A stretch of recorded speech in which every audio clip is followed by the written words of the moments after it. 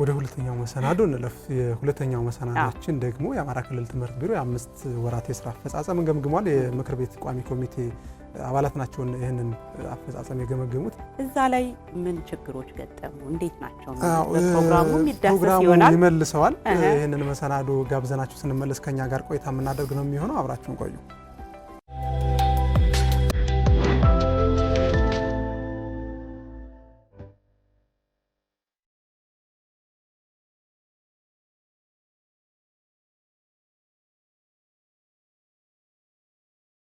የአማራ ክልል ምክር ቤት የሴቶች ህፃናት ወጣቶችና ማህበራዊ ጉዳይ ቋሚ ኮሚቴ የክልሉን ትምህርት ቢሮ የ2018 ዓ.ም የ5 ወር የስራ አፈጻጸም ገምግሟል።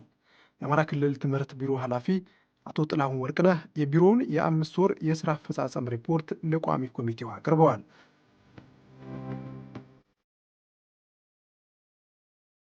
በግምገማ መድረኩ ባለፉት 5 ወራት ካለፈው ዓመት የተሻለ ብዛት ያላቸው ተማሪዎች፣ መምህራንና ትምህርት ቤቶች ስራ መጀመራቸው፣ ለመምህራንና የትምህርት ቤት አመራሮች ቀጥታ ከሙያ ጋር የተገናኙ ስልጠናዎች መሰጠቱ፣ አዳዲስ የትምህርት ተቋማት ስራ መጀመራቸውና የፈረሱ ትምህርት ቤቶችን ለመጠገን ጥረት መደረጉ በጥንካሬ የታዩ ተግባራት ናቸው። የትምህርት አጀማመር ስርዓትን የሴቶች ህፃናት ማህበራዊ ጉዳይ ቋሚ ኮሚቴ የመስክም የዴስክም ክትትል አድርጎ ነበረ።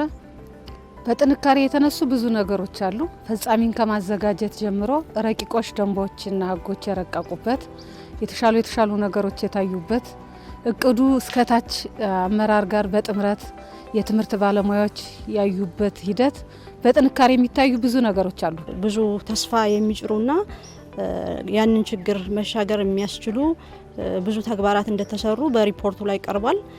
ለምሳሌ አምና ተዘግቶ የነበሩ ትምህርት ቤቶች ተመዝግበው ወደ ትምህርት ቤት ያልመጡ ተማሪዎች፣ ያልተመዘገቡ ተማሪዎች ተመዝግበው የተመዘገቡትም ወደ ትምህርት ቤት እንዲመለሱ የተደረገበት፣ እንደ ክልል የፈረሱ ትምህርት ቤቶች ነበሩ።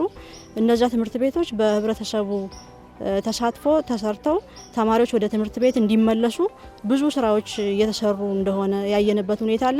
ይህን ዓመት በጣም በልዩ ቅድመ ዝግጅት ነው የትምህርት ስራ ለመስራት የገባ ነው።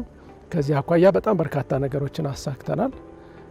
ከተማሪ ምዝገባ አኳያ አሁን ላይ 4.3 ሚሊዮን አካባቢ ተማሪዎችን መዝግበን እያስተማርን ያለ ነው።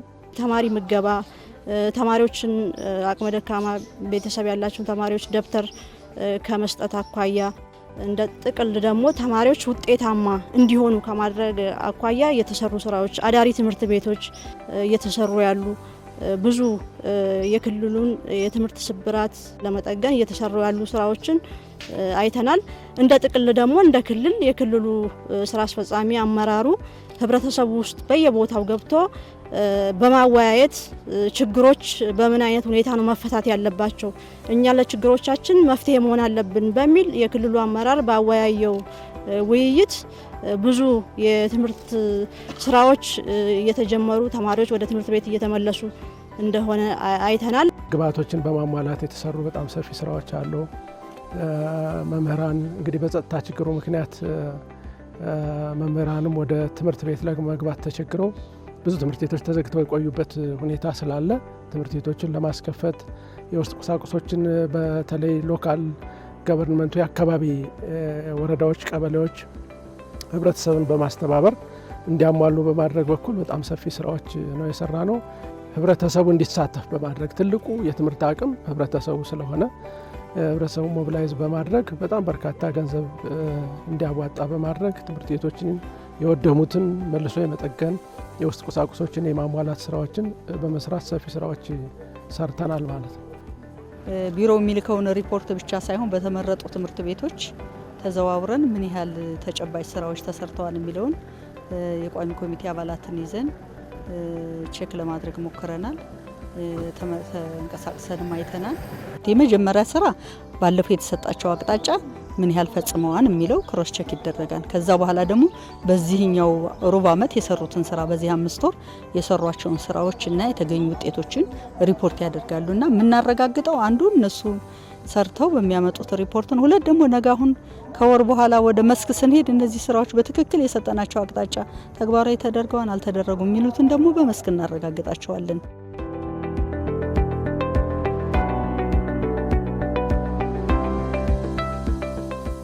ካለፈው ዓመት ጋር ሲነጻጸር መሻሻል አሳይቷል የተባለው የክልሉ ትምህርት ቢሮ የሥራ አፈጻጸም አሁንም በርካታ ፈተናዎች እንደተጋረጡበት የቋሚ ኮሚቴ አባላቱ በግምገማቸው እንዳረጋገጡ ይናገራሉ።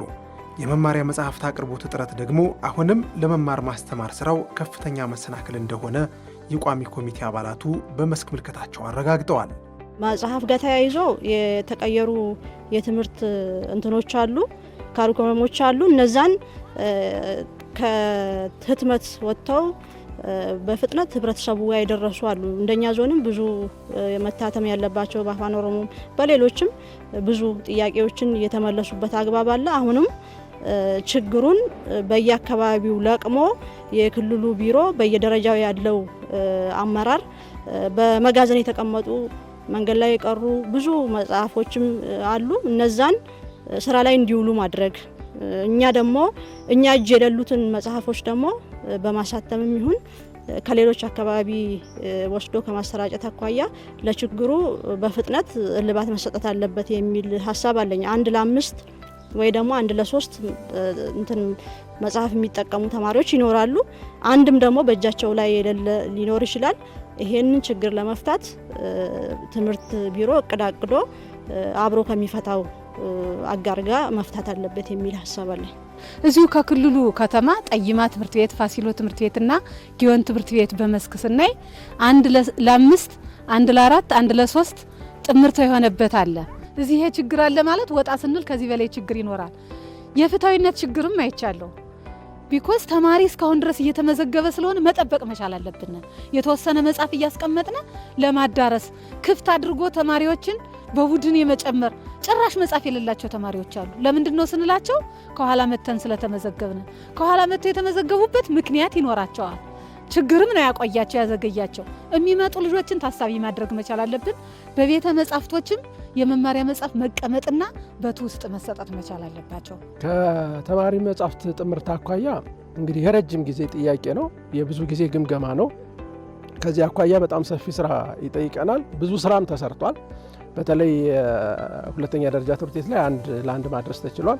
ከዛ በታች ባሉትም እንደዚሁ ወደ ተቀራራቢ ደረጃ ማድረስ የተቻለበት ሁኔታ ነው ያለው።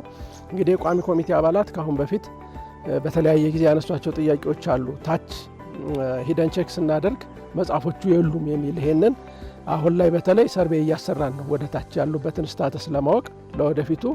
እንግዲህ አሁንም ታትሞ እየመጣ ያለ መጽሐፍ አለ። 4.5 ሚሊዮን መጽሐፍ በፌዴራል መንግስቱ ውጭ ሀገር ታትሞ እየገባ ነው ያለው። ይሄ ሲመጣ 1 ለ1 በሁሉም ደረጃ ለማዳረስ እየተቃረብን ያለበት ሁኔታ ነው ያለ። ግን ታች ላይ የታዩ ዲፌክቶች አሉ ስለተባለ እሱን ወስደን በእኛ በኩል አረጋግጠን ለሚቀጥለው ውይይት መልስ ለመስጠት እየተዘጋጀን ያለንበት ሁኔታ ነው ያለን።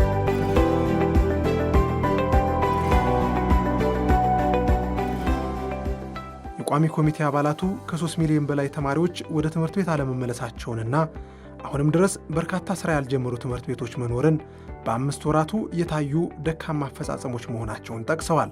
እንደ ችግር ያየነው አሁንም ያልተከፈቱ ትምህርት ቤቶች እንዳሉ፣ ያልተመዘገቡ ተማሪዎች እንዳሉ ያየንበት ሁኔታ ነው ያለው። ምዝገባ ራሱ እስካሁን እየተመዘገበ ነው። ቀጣይም ምዝገባ እንዳለ ነው የሚያሳየ። ከትምህርት ሽፋን አንጻር ተማሪዎችን ወደ ትምህርት ቤት ለማምጣት የሚደረገው ነገር ሊበረታታ ይገባዋል።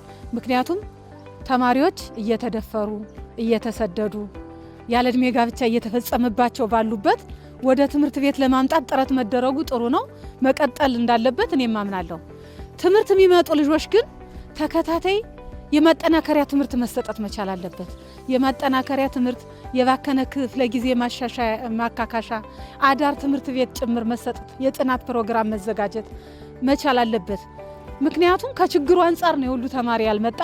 ትምህርት ቤቶች ሌላ ስራ ሁሉ እየተሰራባቸው የጦርነት ምሽግ የሆኑባቸው ቦታዎች ሁሉ አሉና ወላጁም ልጁን ወደ ትምህርት ቤት ለመላክ የተሳቀቀበት ተማሪውም ለመምጣት የተሳቀቀበት ይሄ መጀመሪያ የሰላም ስራው ተሰርቶ የሰላም ስራው ተቋጭቶ ወደ ትምህርት መግባት መቻል አለብንና የገቡትን ማጠናከር ገዛ ማድረግ መቻል አለብን። እንደ ቋሚ ኮሚቴ የተቀመጠው አቅጣጫ አሁንም የተጀመረ የንቅናቄ ስራ መቀጠል አለበት ነው።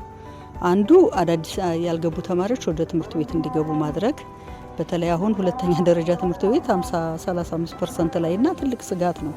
እነሱንም ችግሩን ለይቶ ወደ ትምህርት ቤት እንዲገቡ ጥረት ማድረግ፣ በስደት የሄዱ ካሉ ከተማ ላይ በፍልሰት የሄዱ ካሉ እና በተለያየ ስጋት ወደ ትምህርት ቤት ያልመጡ ተማሪዎች ካሉ ከቤተሰብ ጋር እየተወያዩ ወደ ትምህርት ቤት እንዲመጡ። ሌላው የመጡት ምንም ተማሪዎች ማስቀጠል ትልቅ ትኩረት እንዲሰጠው ነው ዛሬ የተግባባ ነው። ምክንያቱም እነዚህ 58% ተማሪዎች በቀጣይነት ክትትል ካላደረግንባቸው ወደ ኋላ የመመለስም እድል ሊገጥመው ስለሚችል አዲሶቹንም የማስገባት የያዝናቸውንም የማስቀጠል ስራ ትኩረት ተሰጥቶት መሰራት እንዳለበት ነው አቅጣጫ ያስቀመጠው። እንደተባለው የተመዘገበ ያልነው 4.3 ሚሊዮን ተማሪ አለ።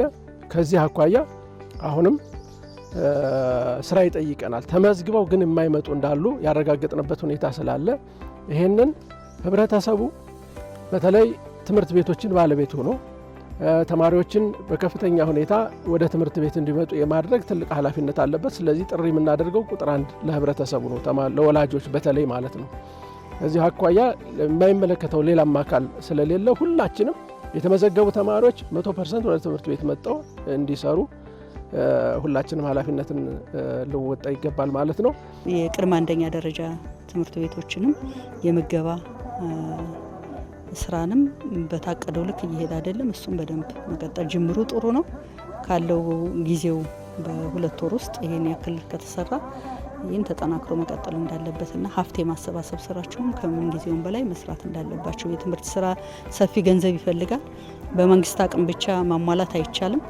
የወላጆችን፣ የባለድርሻ አካላትን፣ የባለ ሀብቶችን፣ የመንግስት ያልሆኑ ድርጅቶችን ሁሉ አቅም መጠቀም የሚያስፈልግ መሆኑን እና የቀሪ ስራዎችን በተገቢው መንገድ ለቅሞ ማከናወን እንዳለባቸው ነው የተስማማው።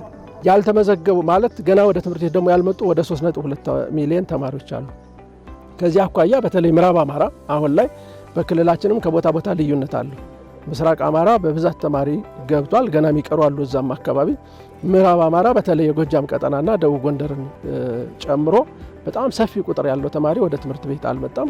በተቻለ መጠን ህብረተሰቡ ባለቤት ሆኖ ከታጣቂ አካላትም ጋር እየተነጋገረ በተለያየ መንገድ ተማሪዎቹ እንዲመጡ መስራት ይጠበቃል። እንግዲህ ትምህርት ሴኩላር ነው፣ ከፖለቲካም ከሃይማኖትም ነፃ ነው። ከዚህ አኳያ ትምህርት ቤቶችን ማንኛውም አካል የፖለቲካ መጠቀሚያ ማድረግ የለበትም የሚል አቋም ስላለን ከዚህ አኳያ ከሚመለከታቸው ተጽዕኖ ፈጣሪ አካላት ጋር ከሀገር ሽማግሌዎች፣ ከሃይማኖት አባቶች፣ ከሌሎችም ጋር በስፋት እየሰራን ያለንበት ሁኔታ ነው ያለው። ነገር ግን ወጣ ገባነት ስላለው ከቦታ ቦታም ከቀን ቀንም ይህንን የበለጠ አጠናክረን እንቀጥላለን ማለት ነው ከህብረተሰቡ ጋር።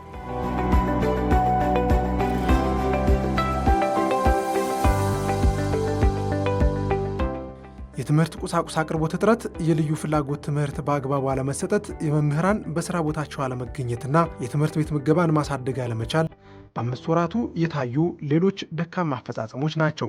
ቤተ ሙከራ እድሳቶችንም ስናይ በጣም የወረደ ነው። ሳይንስ ኪት ምንም የለም። ሳይንስ ኪት የሌለ ያክል ቤተ ሙከራ አፓራተስ የለም፣ ብዙ ነገር የለም። ኮምፒውተሮች፣ የተበላሹ ኮምፒውተሮች ጥገና በጣም አናሳ ነው። መግዛት ብንቸገር ጥገና ላይ መሳተፍ መቻል አለብን።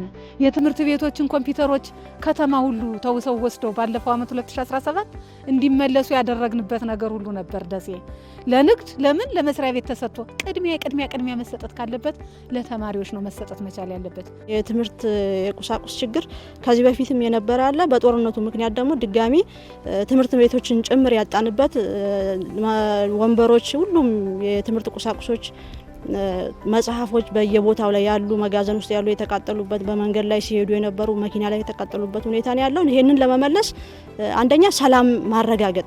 አሁን ህብረተሰቡ የራሱን ሰላም ማንም መጥቶ እንዲያረጋግጥለት መፈለግ የለበትም።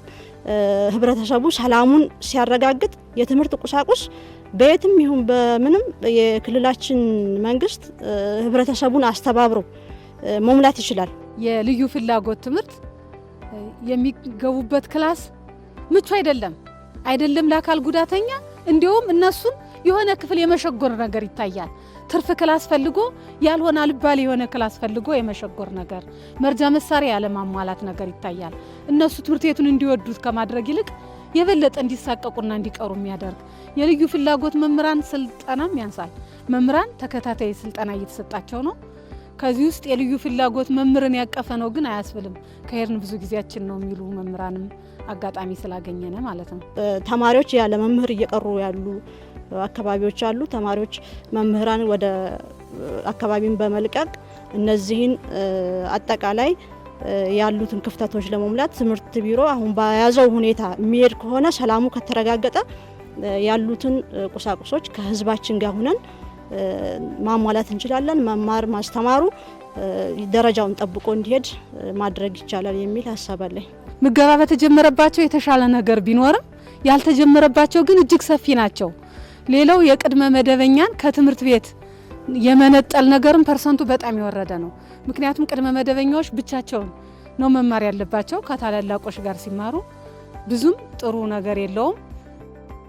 የቋሚ ኮሚቴ አባላቱ ትምህርት በሚሰጥባቸው በተለይም በከተማ ትምህርት ቤቶች በአንድ ክፍል ውስጥ የሚማሩ ተማሪዎች ቁጥር ከፍተኛ መሆን፣ የትምህርት ቤቶች ከደረጃ በታች መሆንና በመንግስት እየተሰሩ ያሉ አዳሪ ትምህርት ቤቶች ግንባታ አለመጠናቀቅን በድክመት ገምግመዋል። እዚሁ ከክልሉ ከተማ 154 ድረስ ጥምርተው ሊሆን የሚችል በአንድ ክፍል የታጨቁ ማለት ነው። አይደለም ተምረው ውጤታማ ለመሆን ለማየት የሚያሳፍር ለጤንነታቸው የሚያስጨንቅ ክፍል አይተናል። 100 ምናምን ተማሪ በአንድ ክላስ በዚህ ዘመን ከሪፖርታችን ጋር አይጣጣምም። ለዚያውም ቅድመ መደበኛ ማለት ነው። ህፃናት እኔ ልጄን እዚያ አልሰድም እዚያ ትምህርት ቤት አስተምሪ ቢሉኝ በመማር አምናለሁ። ግን ለጤንነታቸው ሁሉ አስጊ ከ100 በላይ ተቀምጠው የቅድመ መደበኛ መምህራንም ስልጠና መሰጠት መቻል አለባቸው። የሰለጠኑ መሆን መቻል አለባቸው። ገጠር አካባቢ የመማር አስቻይ ሁኔታ የሌላቸው ተማሪዎች ወደ ከተማ ስለተሰባሰቡ ከተማ ትምህርት ቤቶች ላይ በጣም ሰፊ ጫና ፈጥረዋል። ሁለተኛ የከተማውም ፖፑሌሽን በየጊዜው እየጨመረ በሰላማዊ በሆነው ማይግሬሽንም እየጨመረ ስለሚሄድ ከተሞች አካባቢ ያሉ ትምህርት ቤቶችን የመሸከም አቅማቸው እንዲጨምር ድጋፍ ማድረግ የበለጠ ከህብረተሰቡ ጋር መስራት ይጠይቃል ማለት ነው። የተጀመሩት አዳሪ ትምህርት ቤቶች 3 ዓመት ቢሆናቸው ነው ከተጀመሩ ወደ ስራ ከተገባ። እኛ እንደ አጠቃላይ ካለው ክልሉ ካለበት ነባራዊ ሁኔታ አንጻር ቦታቸውም ደቡብ ጎንደር፣ ደብረ ታቦር፣ ሰቆጣና ፍኖተ ሰላም ነው። ከቦታው ሁኔታ ከወቅቱ ሁኔታ አንጻር ተጓቷን የሚል እምነት የለንም። ግን አሁንም ቢሆን በዚህ ዓመት እንደምንም ብለው ይሄን ትምህርት ቤት አጠናቀው 2019 ስራ መጀመር አለበት የሚል ነው ቢሮው የሚያቀደው። እኛም ማጠናክረን ያሳሰብናቸው ይሄንን ቢያንስ ይሄን ዓመት 3ቱ ትምህርት ቤቶች መጠናቀቅ አለባቸው። 2019 ለትምህርት ዝግጁ ትምህርት ቤት አገልግሎት መጀመር አለባቸው በሚል ነው የተግባባ ነው። የትምህርት ቤቶች ደረጃ ተለይቶ በጣም ሰፊ ስራ በክልላችን ተጀምሮ ነበር ካሁን በፊትም ማለት ነው። የሰሜኑ ጦርነት መጥቶ በጣም ሰፊ ከ4000 በላይ ትምህርት ቤቶችን አወደመ፣ በከፊልም ሆነ ሙሉ በሙሉ። ከዛ በኋላ ደግሞ በአሁኑ ግጭት ከ2000 በላይ ትምህርት ቤቶች ሰፊ ጉዳት ደርሶባቸዋል። ይሄ እንግዲህ በእንቅርት ላይ ጆሮ ደግፍ አድርጎብናል ማለት ነው። አሁንም 63 ትምህርት ቤትን ለማሰራት ሰሞኑን ወደ ታች ገንዘብ አውርደናል በእኛ በኩል የመልሶ ልማት ፈንድ ጽሕፈት ቤቱን ጋር በመሆን ማለት ነው። ህዝቡን በማስተባበር በቀጣይ የምናስባቸው መድረኮች አሉ። የሀብት ማሰባሰቢያ የትምህርት ተቋማትን ለማደስ እና አዲስ ለመገንባት ማለት ነው። በዚህ መንገድ ከችግር ለማውጣት ስራዎችን እንሰራለን። እንደተባለው ችግሩ ግን ከጊዜ ወደ ጊዜ እየተደማመረ የመጣ ችግር እንዳለ እንረዳለን። ይህንን የሚቀይር ስራ ለመስራት ዝግጅት እያደረግን ነው፣ ስራዎችን እየሰራን ነው። እነዚህን ትምህርት ቤቶች አንደኛ ደረጃ የሆኑትን በህብረተሰብ አቅም በቀላሉ የፋብሪካ ውጤቶችን እያቀረቡ በማህበረሰቡ እንዲሰሩ፣ ሌላው የፌዴራል መንግስትንም የክልልንም አቅም የህብረተሰቡንም አቅም የባለሀብቶችንም አቅም እየተጠቀም ደረጃ በደረጃ ትምህርት ቤቶችን የማሻሻል ስታንዳርዳቸውን የመጠበቅ ስራ ለመስራት ታቅዷል። ግን ይሄ ረዘም ያለ ጊዜ የመጣ ችግር ስለሆነ እንደ አማራ ክልል ይሄን ሁሉ ትምህርት ቤት በአንድ ጊዜ ወደ ስታንዳርዱ ማሟላት ይቻላል ተብሎ አይወሰድም። ይሄ ኮሌጆችንም ይጨምራል፣ የመምህራን ትምህርት ኮሌጆችንም ጭምር በስታንዳርዱ መሰረት ገና የሚቀር ነገር እንዳለ ነው ዛሬ የገመገም ነው።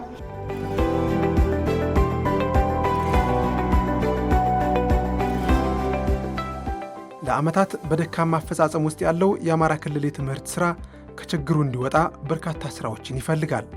እስካሁን ወደ ትምህርት ገበታ ያልተመለሱ ተማሪዎችን ለመመለስና የትውልድ ክፍተትን ለመሙላትም የብዙ ባለድርሻዎችን ጥረት ይጠይቃል። ሌሎችም የፖለቲካ አመራር አገራዊ ሰዎች ነን የሚሉ ሌላ ቦታም ሆኖ በሌላ ነገር ወጥተውም ቢሆን ያሉት ሰዎች ማንኛውም ማህበረሰብ ለትምህርት ቦታ መስጠት መቻል አለበት። አገሪቱን የማዳን ያለማዳን ጉዳይ ስለሆነ በጥምረት መስራት መቻል አለብን። የሁላችንም ድርሻ መሆን መቻል አለበት። ውለው ያደሩ ከ10 ዓመት በፊት ከ15 ዓመት በፊት ወደ ኋላ ብንመለስ ትምህርት ውስጥ ያሉ ችግሮች አሉ። እነዚህን ችግሮች ለመፍታት ደግሞ የትምህርት አመራሩና አጠቃላይ የክልሉ አመራር ህዝቡ እነዚህን ችግሮች በመወያየት መፍታት ይችላል። ይሄንን መፍታት የምንችለው ስንወያይ፣ ስንደማመጥ፣ ክልላችንን ሰላም ስናደርግ ነው። ትምህርት በባህሪው ሰላም ይፈልጋል። ሰላም የተረጋገጠ ከሆነ የትምህርት ስራዎች ጥሩ ይሆናሉ። እነዚህን ከህብረተሰቡ ጋር ቋሚ ኮሚቴውም ከህዝቡ የወጣ ስለሆነ ታች ላይ የወከለውን ህዝብ ትምህርት ቤት የተዘጋ ትምህርት ቤት ካለ እንዲከፈት፣ ያልተመዘገቡ ተማሪዎች ካሉ እንዲመዘገቡ አድርጎ ህዝቡን አወያይቶ ህዝቡ ለሰላም ቅድሚያ እንዲሰጥ፣ ሰላም ካለ ደግሞ ሁሉም ልማቶች ምላሽ ያገኛሉ የሚለውን ከህብረተሰቡ ጋር መግባባት ያስፈልጋል። ትምህርት ከፖለቲካ ነጻ መሆን መቻል አለበት። ትምህርት የህዝቡ የህብረተሰቡ የህፃናት መሆን እስካልቻለ ድረስ ችግሩ ይቀጥላል ማለት ነው እና ከዚህ ነጻ አድርገን ትምህርትን ማስተማር መቻል አለብን። የተጀመረው ጅማሮ ጥምርተው ሁሉም ለትምህርት የሰጠበት ትኩረት ይበል የሚያሰኝ ነው። ክፍተቶች ግን መታረም መቻል አለባቸው። የህብረተሰብ ተሳትፎ መጠናከር አለበት። የአጋዥ ድርጅቶችን አቅም በአግባቡ መጠቀም፣ የፌዴራል አቅም በአግባቡ መጠቀም አለብን እያልን የገመገም ነው አቅጣጫ የሚያስቀምጥ ነው። ትምህርት ቤቶች እንዲከፈቱ ከሀገር ሽማግሌዎች ጋር ከአመራሮች ፈጻሚ አካላትን ከማዘጋጀት አንጻር ያሳየውን ተሞክሮ በመማር ማስተማሩ ላይ አጥብቆ መሄድ መቻል አለበት። የኢንስፔክሽን ቡድን እስከ ታች ድረስ ከቀበሌ ድረስ ወጥቶ እየደገፈ ነው። ይህ መጠናከር መቻል አለበት። ከሰሜኑ ጦርነት ጀምሮ እስካሁን ኢቭን ከዛም በፊት በትምህርት ላይ የደረሱ ስብራቶች አሉ። ይሄን ለማረም ሰፊ ርብርብ እየተደረገ ነው። በትምህርት ተቋምም ከትምህርት ተቋሙ ውጭም ማለት ነው። ከዚህ አኳያ በተለይ ህብረተሰቡ ትምህርት ቤቶችን ባለቤት ሆኖ በማስተዳደር ግብዓት በማሟላት በመደገፍ በኩል ትልቅ ኃላፊነት አለበት። ትልቁ የትምህርት አቅም ህብረተሰቡ ስለሆነ ከዛ ባለፈ አጋር አካላት የምንላቸው ተራድኦዎቹ፣ ሌሎቹም ቋሚ ኮሚቴ አባላት፣ በተለይ የተከበረው ምክር ቤት አባላት፣ የአስፈጻሚ አካላት በየደረጃው ያለው ሁሉም አካል የትምህርት ጉዳይ የማይመለከተው ስለሌለ ሁሉም አካል ከራሱ የሚጠበቀውን ማድረግ ይጠበቅበታል ማለት ነው።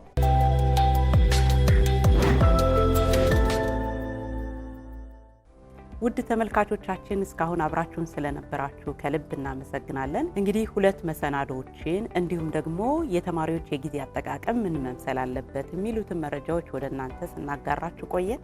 ሳዲያ አብደና አስፋው ሙቀት ፕሮግራሞችን እየጋበዝናችሁ መረጃዎችንም እያካፈልናችሁ አብረናችሁ ቆይታ አድርገናል። ሳምንት በሌሎቹ መሰናዶዎች እንጠብቃችኋለን። ናይስ